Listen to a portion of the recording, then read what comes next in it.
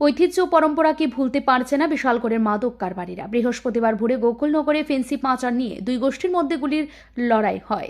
এর মধ্যেও দুর্ঘটনার কবলে পড়ে নম্বরবিহীন একটি গাড়ির চালক ঘটনাস্থল থেকে পালিয়ে যায়।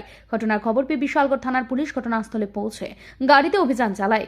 উদ্ধার হয় 825 বোতল কফ সিরাপ, যার কালোবাজারি মূল্য প্রায় 4 লক্ষ টাকা হবে বলে জানিয়েছে পুলিশ সূত্রের খবর। করইমুড়া আমতলী এলাকায় নেশা কারবারিদের দুই গোষ্ঠীর মধ্যে সংঘর্ষের জেরে এক পক্ষ অপর পক্ষকে লক্ষ্য করে গুলি চালায়। এরপর এক গোষ্ঠী কফ সিরাপ বোঝাই গাড়ি নিয়ে পালানোর সময় দুর্ঘটনার কবলে পড়ে। যদিও গুলির ঘটনার বিষয়ে পুলিশ সাংবাদিকদের সামনে মুখ খুলেনি। আজকে ভোরবেলা আমাদের কাছে একটি খবর আসে যে একটি বোলেরো ভেহিক্যাল গোকুলনগর কলেজের কাছে ক্যাপসাইজ হয়ে পড়ে আছে।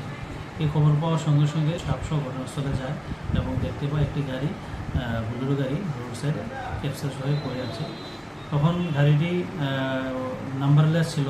সন্দেহ হওয়া গাড়িটি আমরা চেক করে গাড়ির পেছনে আমরা ডিকিতে অনেকগুলো নিষিদ্ধ কফ সিরাপ, যেটা এসকফ, আমরা পাই এবং পাওয়ার পর আমরা এনডিপিএসের সব ফর্মালিটিস মেনটেন করে এবং লোকাল সাক্ষী এবং ডিসিএমের উপস্থিতিতে আমরা গাড়িটা ভালো করে তল্লাশি করি এবং তল্লাশি করে গাড়ি থেকে 5টি বড় কার্টুন এবং ছোটো কার্টুন উদ্ধার করি।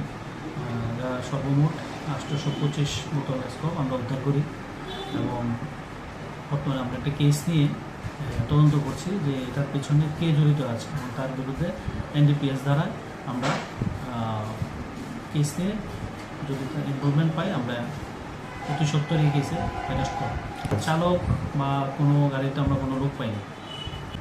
বাজার মূল্য আমার আইডিয়া মতন প্রায় হবে প্রায় 3-4 লাখ।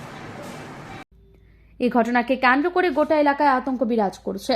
পুলিশ ঘটনা তদন্ত শুরু করেছে এবং কারা এই কফ সিরাপ পাচার করতে এনেছিল তা খতিয়ে দেখছে তদন্তকারী দল। ব্যুরো রিপোর্ট, ঋদ্ধি নেটওয়ার্ক।